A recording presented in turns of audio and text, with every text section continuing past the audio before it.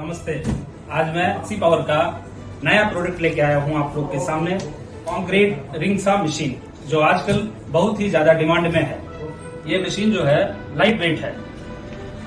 इस मशीन से ये ब्लेड जो है दीवार या फिर कंक्रीट, इससे 10 से 12 इंची बहुत आसानी से इसे काटा जा सकता है। इस मशीन के साथ में ये स्पानर, हैवी क्वालिटी का एक केबल और ये बढ़िया वाला वाटर पंप है। ये इस मशीन के साथ में और भी है, एक ब्लेड आपको फ्री आएगा।